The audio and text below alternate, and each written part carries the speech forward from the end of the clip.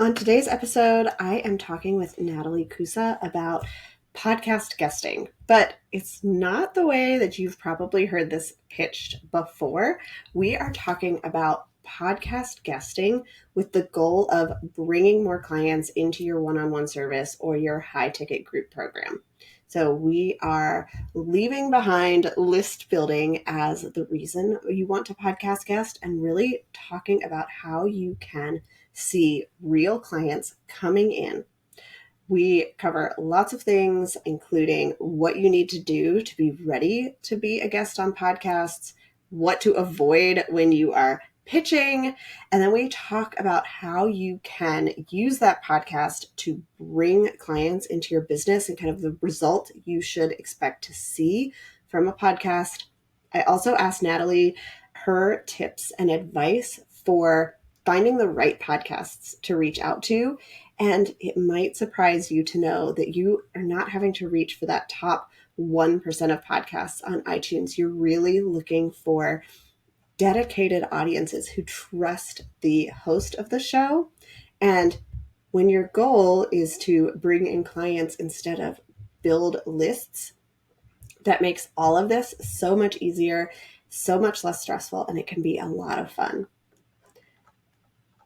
Natalie Koussa is a business coach and podcast guesting strategist who helps industry changemakers create their fully expressed, fully booked business.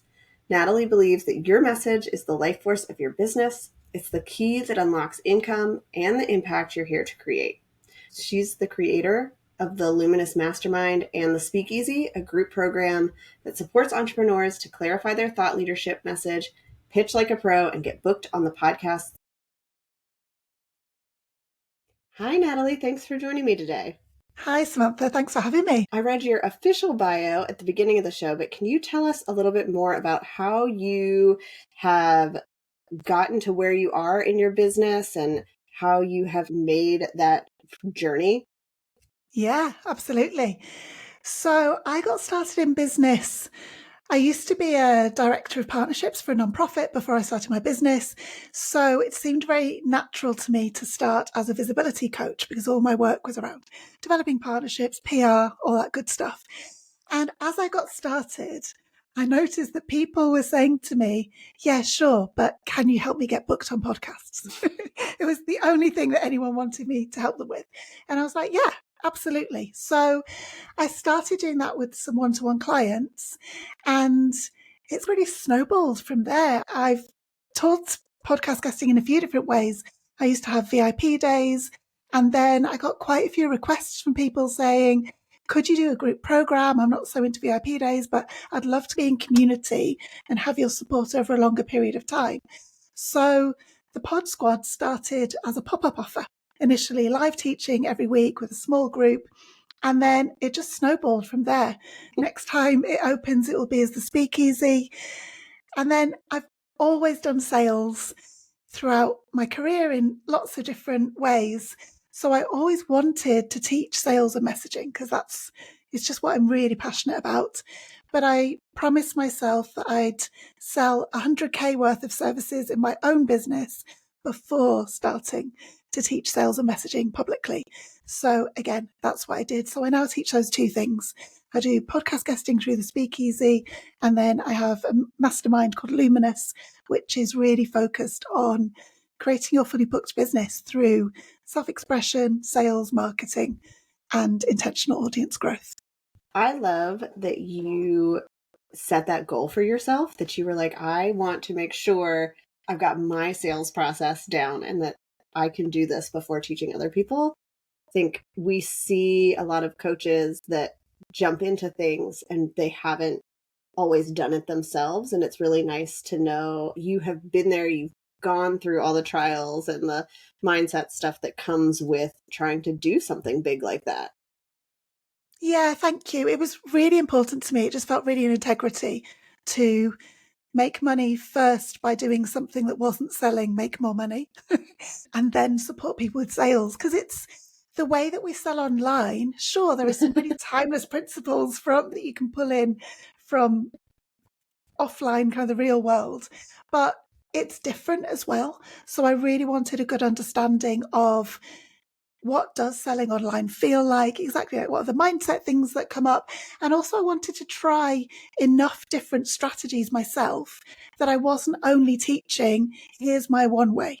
I can share, I've tried this, it didn't work for me, but I think it's for these reasons. Why don't you try the same strategy but in a slightly different way?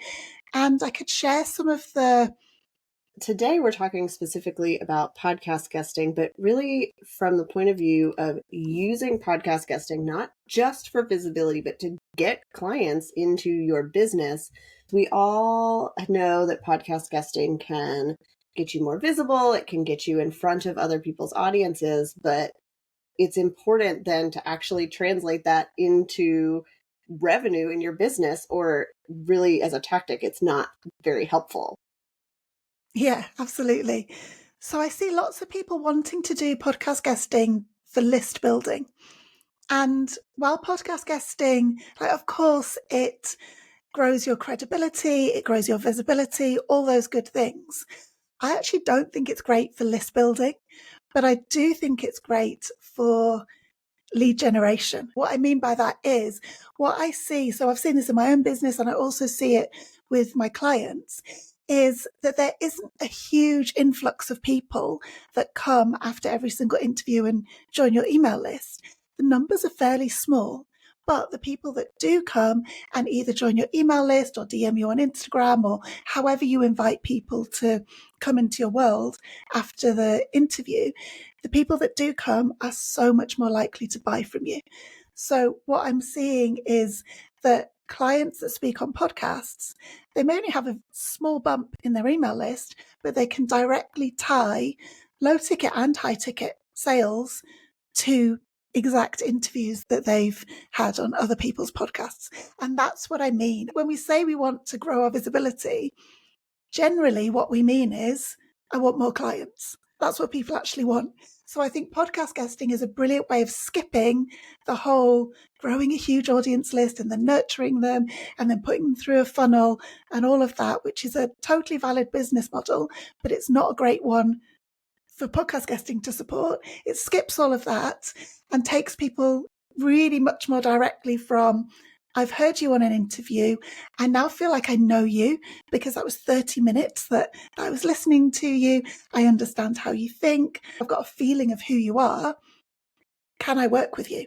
What are your offers? When can I join? So it really shortens the sales cycle in what I think is a really helpful way for most of us that don't want to become a big internet celebrity. We just want to do meaningful work with really good fit clients for us. I would agree. I've seen the same thing in my business when I Mm-hmm. have people that listen to me on a guest podcast. They're like, oh, I'm ready to hire you. It's not a big list bump. And I've talked to a lot of people that have been doing summits and they will see their list grow a lot, but they won't see clients come from that. And so it feels like summits and podcasts should be similar, but you really do see very different results in what part of your business is growing with them. Absolutely. I'd say summits are more like bundles. I'd put those two more together in terms of the results that you see internally in your business. So, yeah, massive list growth sometimes. But then what I see is it takes a lot longer for those people that join to become clients. Because I think there's so much distraction. If people find you on a summit, they've probably also listened to 10 other speakers, or they haven't had time to listen to you and they've just opted in to your freebie so that they can get to know you later. In the same way as the bundles are often, unless they're really well curated, they're often in this kind of smash and grab type mentality. When somebody listens to you on a podcast, they've had to opt in to listening to that episode. It's much more of an investment of time. And the chances are that they already trust the host. So then there's that transfer of trust that happens when they listen to you. Plus, they get to actually hang out with you for a bit and like really get to know you and get a sense of whether or not they like your approach, get a sense of who you are in a way that it's much, much harder to do with summits or bundles. So yeah, I totally agree with that. If people listening are thinking they haven't done a lot of podcast guesting and they want to get into it, how do they know if that's the right fit for them, if that is something that they should be pursuing? Yeah, so the people that I see podcast guesting work really well for have an offer already inside their business that they know how to sell. So it's not impossible for it to work for you earlier on in your business, but the people that really hit the ground running come in when they join the speakeasy or when I start working with them. They say to me, I've got this one or two handful of offers that they're already selling. I just now would like to invite more people into them.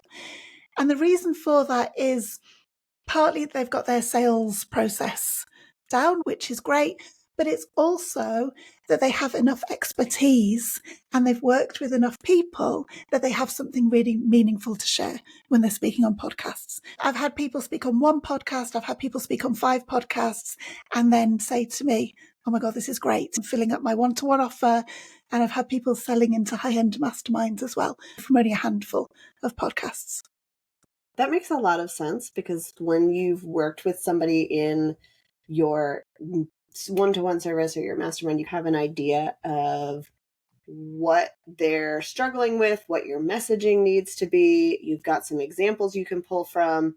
And I think the more you do your service, you're not thrown when somebody asks you a question. When I guest on somebody's podcast, you can ask me anything. I will talk about websites all day. It doesn't matter what you throw at me, because I've done so many of them that I've got some kind of answer for you. Yeah, you've got the client experience to back you up, but you've also got concepts or processes or unique ways of looking at the thing that you do that make you stand out in the marketplace. Whereas when you're a bit earlier in your business journey, chances are you haven't developed those things well enough yet to be able to speak on podcasts and for people to truly understand what makes you unique. So why they'd want to choose Samantha as their web designer compared to the hundreds of other web designers they can find with a simple Instagram scroll. So it's that kind of real sweet spot that I see working really well for people. So if somebody's thinking they want to pitch podcasts, what might they need to have prepared ahead of time? And then we can talk about what pitching actually looks like, what good pitching actually looks like. Yeah. So I think the one fundamental thing to have prepared ahead of time is, what do you actually want to talk about? And I know that sounds so simple, but people skip that step and then they panic and then they throw in something they think the host wants to hear, but it doesn't match with their expertise. So inside the speakeasy, I call them core conversation topics. And the reason I call them core conversation topics instead of speaker topics is speaker topics I found spin people out sometimes. They think of speaking on podcasts as if they're giving a lecture or and it's not that vibe at all, which is partly why it makes it so amazing. It's a conversation, right? Like, it's exactly how you and I are speaking now. And the host is there to guide you through the conversation. So you don't need to know exactly minute by minute what it is that you're going to say. You just have to answer the question and then let the host ask you another one and respond, and really just let it be a conversation. So if people are really new to pitching, I think the one thing that you need to have in place is just have even just one core conversation topic. And to be a really good core conversation topic, it needs to bring together what you want to be known for, like what you want to talk about, with what you know your best fit clients need to hear from you. If you can combine those two things, brilliant. You've got a fab core conversation topic and you're ready to get pitching. All right, awesome. So let's talk about how people can do some good pitches and maybe talk about the mistakes that you see. I think that is where we can really be more helpful, is what does a bad pitch look like? Because I think that is what people don't understand, is like, we podcasters get a lot of pitches and a lot of them are bad. Yeah. I wonder if you want to chip in with this as well, Samantha. It's probably really helpful for people to hear from your perspective, like the pitches that you receive and what makes them bad as well.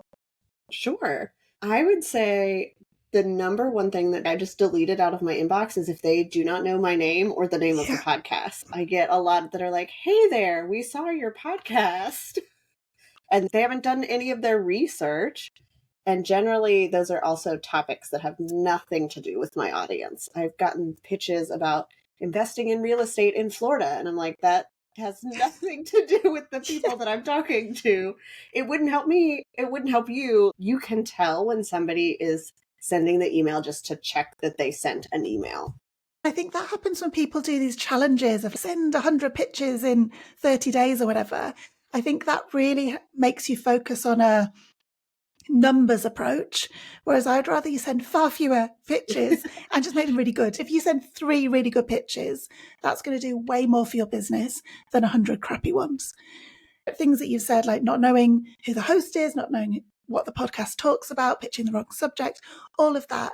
But then the really fundamental thing that I see people going wrong on, and it comes usually from such a good place, but is from people believing that the pitch is there to sell yourself. Like you have to convince the host why you'd be so brilliant. And what this leads to is people writing a pitch all about themselves. Like what I teach, and if you take one thing away from this about pitching, is I think you should spend 80% of your energy and your focus in the pitch talking to the host about their audience, about why your subject, what you want to talk about, is a brilliant fit for their audience, and only 20% on yourself. So the host doesn't want to know, I'm an expert because of this, and here's where I was featured, and this is why I'm so amazing. They just want to know, will this be a great fit for my audience? So if you can show them that, then you're already onto a winner. One thing that I tell the people inside the speakeasy is imagine that as the host or whoever it is on their team that's reading this is reading your pitch, you want them to be thinking straight away, oh God, yeah, I can even see the show notes now. This is going to be a great conversation. I can see how much my audience are going to love it, because then you're going to get a yes. And then you can layer in some credibility and why you're the right person to talk about the subject. I really like that. I think the other thing is, in doing research on the show, I get a lot of emails. Obviously, that's how people pitch a lot of stuff, but I actually have everybody fill out an application. So I don't mind if you send an email to say, I filled out your application or follow up, but if you don't fill out the application, your pitch is just going to get lost in my inbox when I go back to review everything. So I think it's important to look at what that person's process is to make sure you're getting your information in the right place. Absolutely. And usually the best places to look are either on their website, if they've got a podcast page, it quite often has a button at the top saying, if you're interested in speaking, click here, or in their contact form, there'll be a drop down saying guest interview, or it'll say, if you would like to speak on my podcast, fill in this form.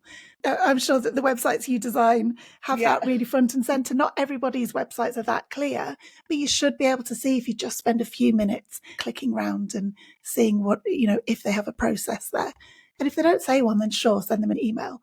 But if they have a process, follow it. Use them. It's just the total basics, isn't it?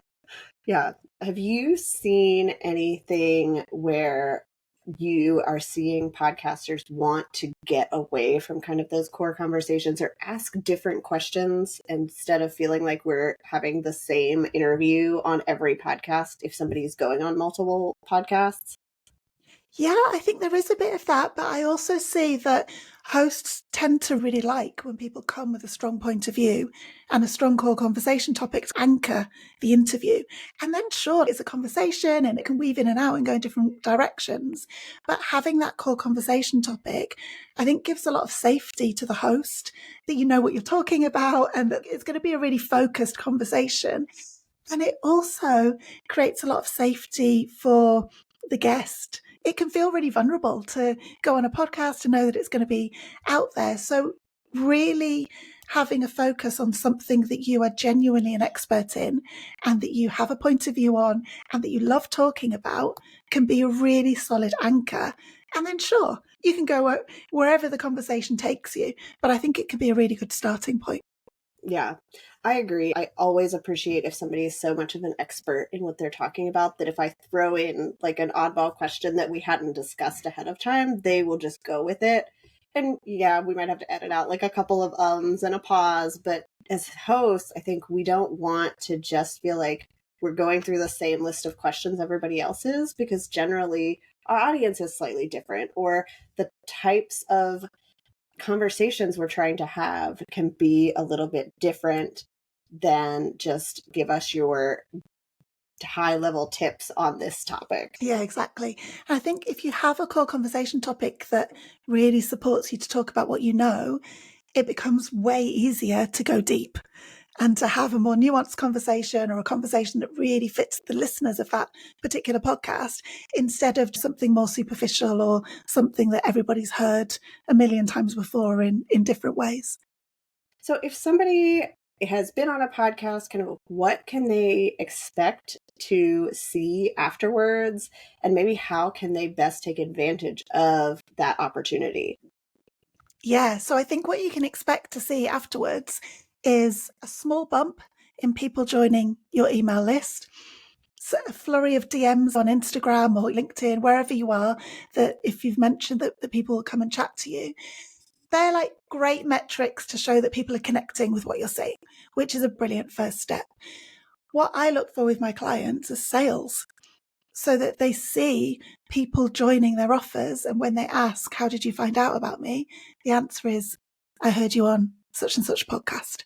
That's the really true metric. And for some people, that doesn't happen immediately. For some people, it takes a few months to really get into the swing of things. But I do want it to happen. Like, that's to me the ultimate sign of success. For some people, it really does happen almost immediately. As we've said, that tends to be if you're a little bit more experienced, or if you already have good messaging throughout your business and a good sales process throughout your business. Speaking on podcasts is only ever going to be the first step of somebody coming to find you. And if that person, if the listener, has a really quick decision making and high risk buying personality, then it can be all they need. I've certainly heard of that happening. People just get DMs and say, I've heard you on this podcast, I'm ready to hire you. But if listeners have like a lower risk tolerance for buying, or they're slower decision makers, they'll want to connect in to your emails or follow you on Instagram and see more from you before they buy. So if they're that kind of listener, your sales process has got to really be on point to bring them into your offers. And podcasting can last such a long time. So I think we need to remember that even if we're not seeing it right away, it could be because our buyers just need more time, but it could be people are going to listen to that podcast months or years from now when they're going back through somebody's bank of episodes. Yeah, for sure. To you, that podcast is old. So it was published a year ago and you're like, oh yeah, I can even hardly remember that conversation. But if somebody's just discovering that episode for the first time, to them, it's brand new, especially since Google has started ranking podcasts right at the top of searches. It's one of the reasons that speaking on other people's podcasts is so powerful, that you do the work once and it truly is evergreen. People can discover that episode in a year's time, 2 years' time. Have you seen anything that's working particularly well, or maybe that's not working, as far as where you're sending people at the end of an episode? Yeah, so one of the things that I've started doing recently, and I've been having my clients with that I'm seeing working, is I know most people offer a freebie at the end of the episode. I'm encouraging people to not offer a freebie and to simply, so I say, join the wait list for the Speakeasy or for Luminous, or you could just talk about your email list and share what's in them, why they're so great, who they're for. And again, you're going to get fewer people that join that way. If you do offer a freebie, you'll get more people joining your email list. But how interested people are so much higher if they join in just for the wait list or for your emails, instead of getting something from you straight away.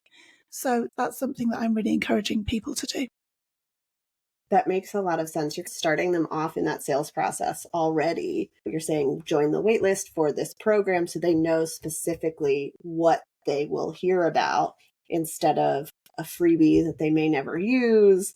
And then they're on your email list, but it doesn't have that sales purpose from the very beginning. Yeah, and it's what we were saying before. Do you want this big email list with lots of people, whereas only some of them are interested in buying from you? You can expect 1% to 2% conversion is the stat that gets shared. Whereas if you have a different business model, like for you, Samantha, there's only so many websites you can build in a year, or only so many websites you want to build in a year. Or for me, that my groups are pretty intimate. I don't want hundreds of people joining at a time. If you just prioritize only speaking to the people that actually would like to buy from you, then you don't need this massive email list. You can have a really tiny email list, but the people that are on your email list are there because they're waiting for doors to open to the program that you mentioned in your podcast interview, or they want to learn from you, or they want you to build their website or create their systems or whatever it is that you specialize in with your business.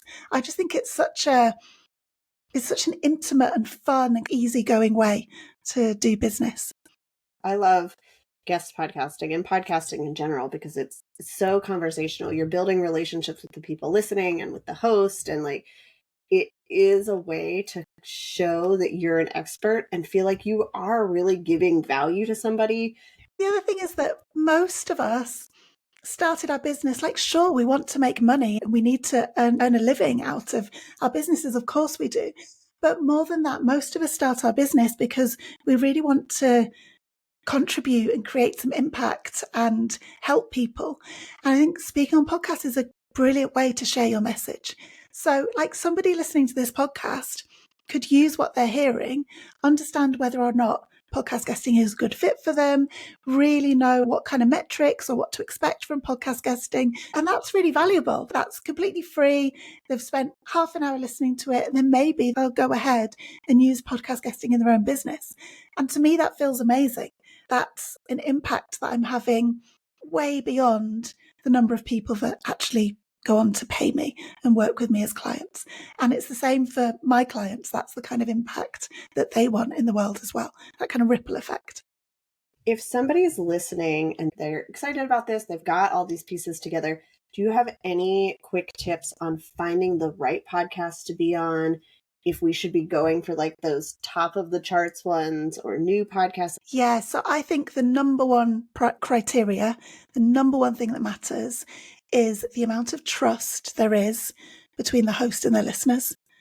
That matters so, so much more than iTunes ranking or like a big, massive million downloads podcast, which is often where I see people aiming.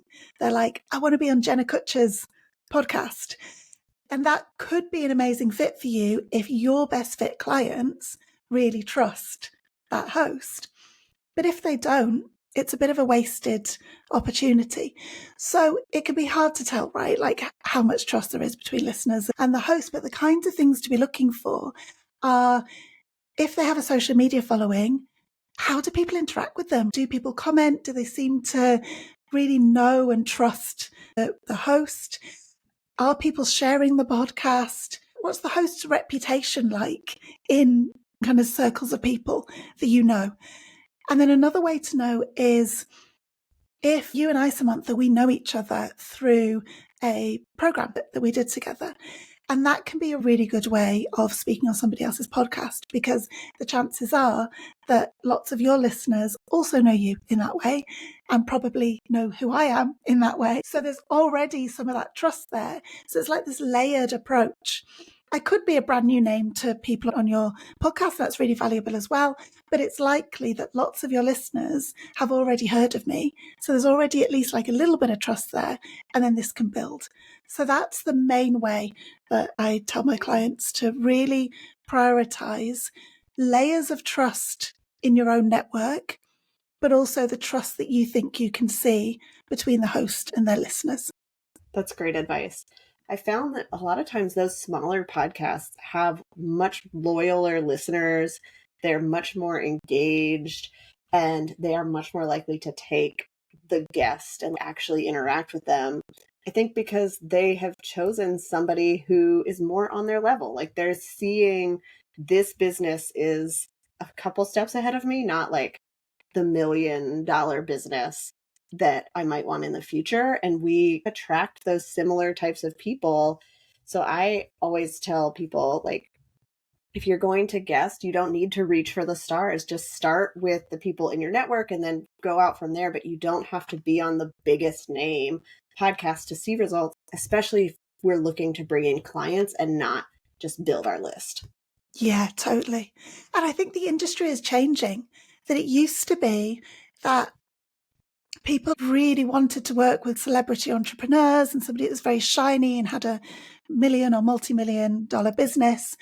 But I think things are really changing now, that actually what clients want is connection. They want to feel seen. They want to know that they're going to get personalized feedback, even if it's in a group setting. They want to know that you really take care to get to know them and their business, not just that you're churning out 100 websites a year using this one template that you do for everybody. That kind of shift in the industry that we're seeing towards people really prioritizing connection really speaks to exactly what you're just saying, that you don't need to go on like the top 1% podcast in your industry. What would probably be way more impactful for your business is to speak on 5 or 10 kind of middling podcasts. You want them to have listeners. You probably don't want to go on really brand new podcasts. Wait until they've developed a bit of confidence and a bit of connection with their community. But if you speak on 5 or 10 podcasts that really have a really solid listenership and a lot of trust with the people that listen to them, you'll see so much more of a growth in your own business in terms of sales than you will if you speak on one really popular big name podcast. Awesome. Thank you so much. I think this is really helpful. It's a good way to look at this as a strategy for client growth and not necessarily list growth. And I think when we go into it with that attitude, we're going to feel like we have a whole lot more success and feel more confident going, I do know what I'm talking about. And if I can just reach 1 or 2 people, then I have made this worthwhile. Yeah, absolutely. And see those clients coming in. I'd much rather get 1 or 2 clients from speaking on podcasts than 100 new subscribers and no clients. That's totally what I want and what the people that I work with want. So where can people find you online and connect with you and maybe find out about the speakeasy when that's opening up? Yeah, so I'm going to practice what I'm preaching. There's no freebie on offer. But what is on offer are really good emails and an opportunity to find out more about working with me. So my website is nataliekoussa.com. You can join the waitlist there for the speakeasy. It'll be opening again in the fall. You can join the waitlist for Luminous, which is my sales and messaging mastermind. Or you can just join Neon Notes, which is my weekly email series that I send out. Thank you so much for coming on the show. And I'm excited for people to connect and learn more.